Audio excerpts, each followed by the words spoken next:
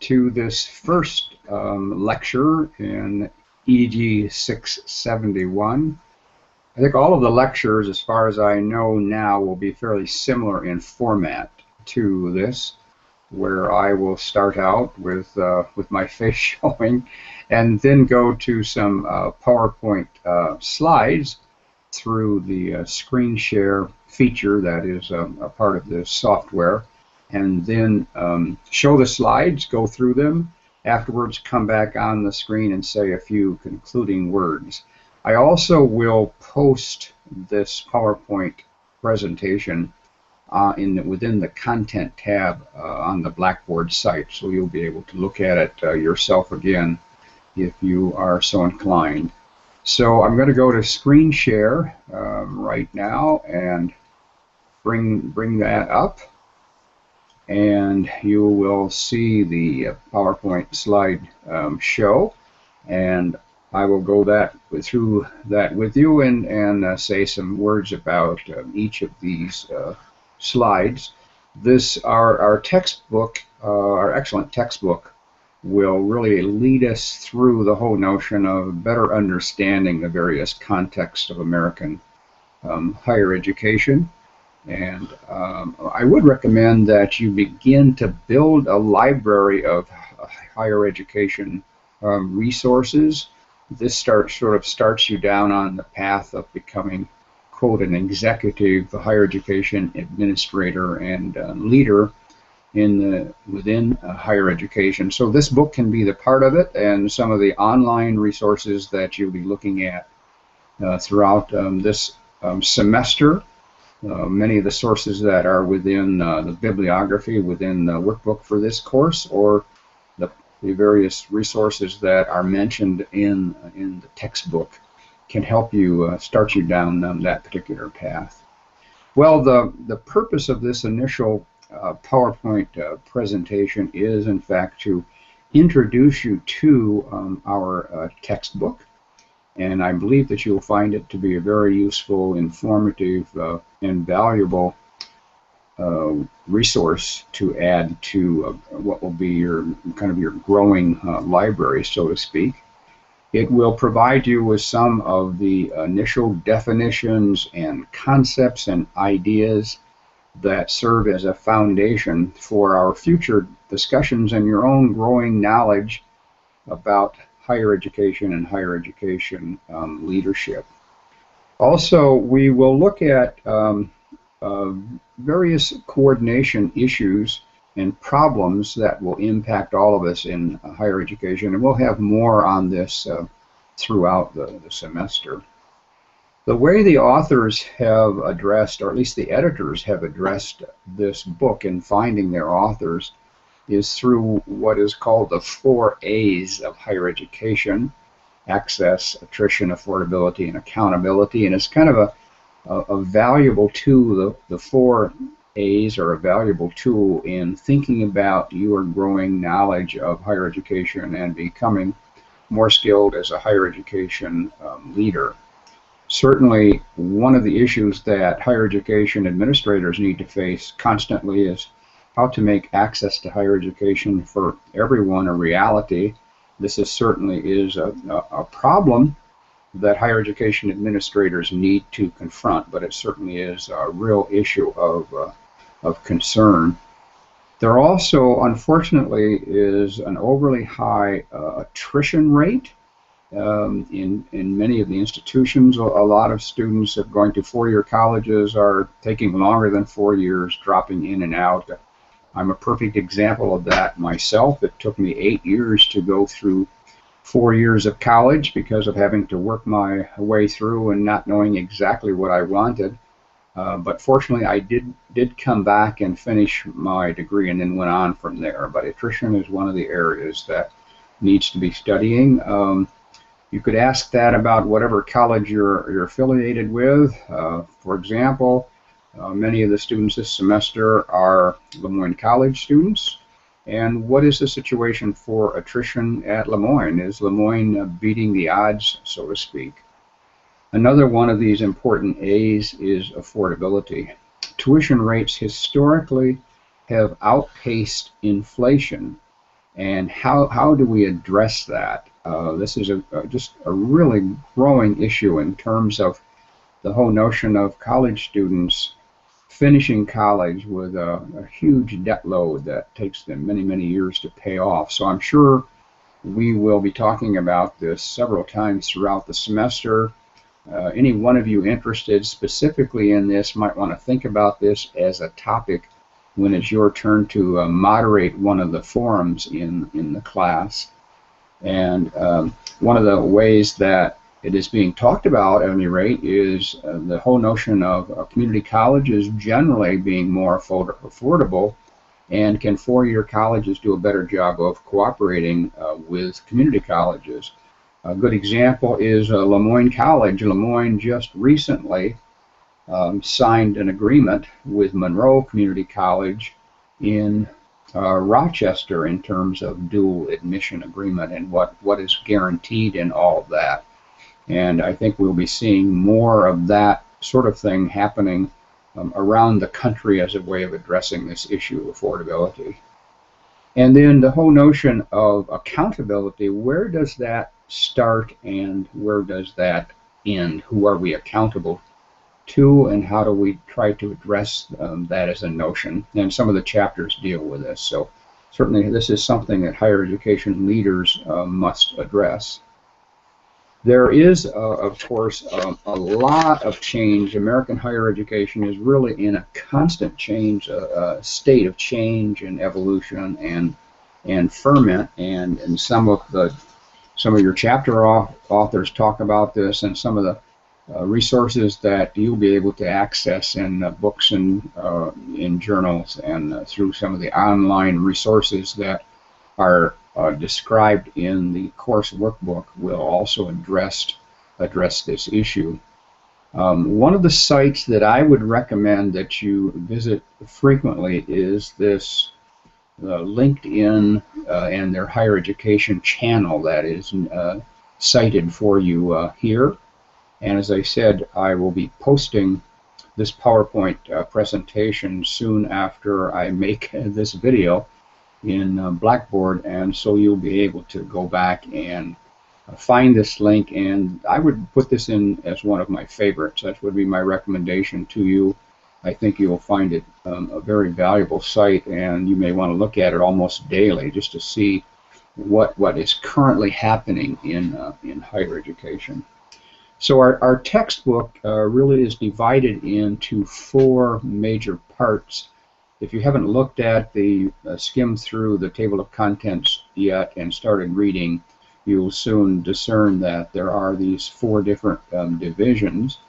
And the first part is basically, I think our authors and editors have really done a masterful job of helping us immerse ourselves into the knowledge base of higher education administration and leadership.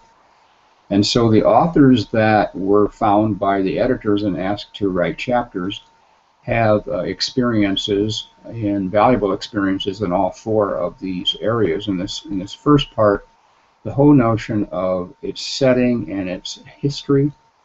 And I actually will be providing a lecture very soon on the history of higher education to kind of help provide for you a setting and a foundation as we go through the semester and through the various modules that are shown up in your Blackboard site.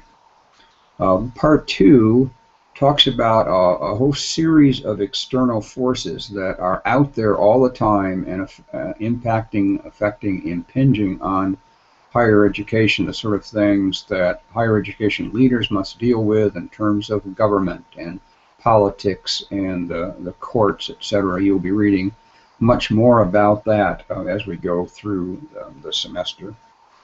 The third part, I think very wisely included this notion of some of the internal constituencies that need to be addressed by administrators, faculty, and students, as well as central administration. And I purposely have included in one of the videos YouTube videos that you'll be looking at, a fairly lengthy discussion with a very experienced faculty member and what he has seen and had to deal with in terms of surviving within a framework of higher education. So we'll find out more about these various constituencies. Part 4, they conclude with some of the key issues that higher education leaders need to consider as we move forward in the 21st century. And as a matter of fact, some of the topics that are included in this final part might even be something you want to consider as a foundation or an area to go into further depth in a final project, a final paper, as an example. So something you might want to study in more detail. There, of course, is some discussion about the various institutions and surroundings that are associated with any higher education organization. And one of the ways of looking at that is the whole notion of town-gown relationships. What are the relationships that an institution has with the community surrounding it? And so that what I think there's always a notion that there could be some contention going on as well as some cooperation. So we'll talk about this a little bit, and it's a little bit different for private institutions than public institutions, but there certainly are similarities. The whole notion of trying to understand the public good versus the private good. The idea is that institutions like to grow and build buildings and acquire additional property and land surrounding an institution, but does that sometimes impinge in some way on the community and the relationships that are there? And of course there will be more discussion about the community college and what is happening there. So I look forward to our discussing some of these topics. Accountability and autonomy are two issues that we'll spend some time on. The whole notion that institutions of higher education certainly want to and need to be more accountable to their clientele, their students, and their faculty, and their administrators, and their alumni, and certainly the public. So there's always a need to be responsive to these various constituencies. At the same time, higher education institutions want to be able to govern themselves without a lot of outside political and governmental and regulations that might get in the way of what a higher education feels is their mission or where they want to go. One of the best ways of thinking about that, as far as I'm concerned, is what happened last year at Penn State and Joe Paterno and Jerry Sandusky scandal and so on. There certainly was too much autonomy given to Coach Paterno himself and to the athletic department, and eventually that ran past what was really there for the idea of accountability. So this is just a hint at some of the issues that we can get into this semester that will be very interesting. There also is this notion of what I call the white elephant in the room, and it's the idea of academic freedom. And what does academic freedom mean both to scholars themselves versus the administrators and people outside of the institution? And this is a very tricky one. Faculty will often fight almost to the death to maintain academic freedom, but administrators have to be very careful with this, because there are outside groups that don't really understand this concept well, and so there can be some things that go on in the name of academic freedom that may create some problems for higher education administrators one of the later lectures that I will give is on the whole notion of the professoriate and academic freedom. So we'll spend some more time on that. There are a series of coordination issues that we need to think about. There are politics and political boundaries and situations always have the potential, as I mentioned a little bit ago, of impinging on an institution's flexibility and creativity. So where do you have bureaucratic coordination versus bureaucratic control, and what does that mean in terms of coordinating what's supposed to be happening in the classroom and within research efforts? So there are some coordination issues that need to be thought about in that regard. Also, the whole notion of overprotection of autonomy and academics, and how that can impinge on the responsiveness that the academic side has to the needs that need to be met within the community or the institution. And certainly the whole notion of coordination and market forces. There really sometimes is too much attention or reliance on market forces, and these can impinge on the integrity of the institution as a place of learning. Yet on the other hand, as a higher education leader and administrator, we need to be very aware of the market forces. The notion of bringing in enough students, bringing in a freshman class that meets the goals, bringing in enough graduate students to help increase the economic flow. These are all coordination issues that we need to address and think about. So as you can see, there are some very tricky issues, and one of the things that I had in mind in finding resources for you in terms of our guest presenters, speakers throughout the semester, is to address some of these issues in various kinds of ways. So I hope that you will be able to absorb information from the various guest speakers and then talk about that correspondingly in the appropriate Blackboard forums. I think we can there's a lot that all of us can learn from each other as we hear our speakers talk and think about what they said and what that might mean. There also, if you've had a chance to look at the workbook now, you know that I put a lot of credence in the reading assignments and the value of what you can get out of it. I was very careful in picking the textbook that we are using in this course. I think it's an excellent one and gives a lot of insights from a variety of scholars and on the topics that are of importance to us in the class. And you notice too that what I call learning project number 4 asks you to think about ways of recording what you are reading and learning in other ways, in the notion of a blog or a journal or a diary or some other way. So I think that it's important to record that information, and it helps you too to think about a library and a file of materials that you can be developing as you grow yourself as a higher education leader.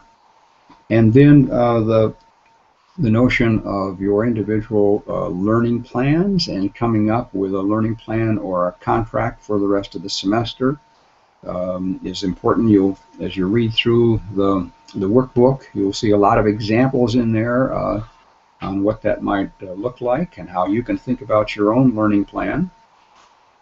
Be sure to, at any point, feel free to discuss this with me.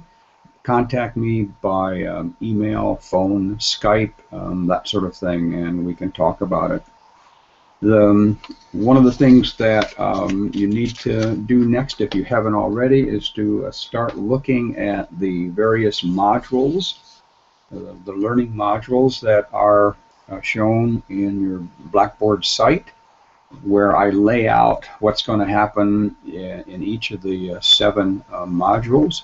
So kind of review those modules in order to get an overview of the course and then work your way through them as I suggest in the class schedule in terms of how we're going to use those the various modules.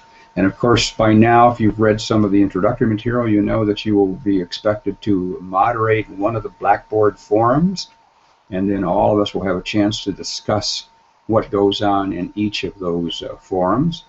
Also, I'd like to have you begin thinking now. It's perhaps a smidge early, but think about the whole notion of what we're going to do in that learning project number 6, where there will be some small group work, and you'll work together in, as it shows in the workbook, on coming up with a organizational framework and scheme for a higher education institute, and what institution and what all that entails in terms of a report. Again, remember to ask me questions as is needed, and we'll have a chance, I think, through the various presentations to talk with each other in various ways via email or Skype or FaceTime, and I'm looking forward to that. So enjoy the course.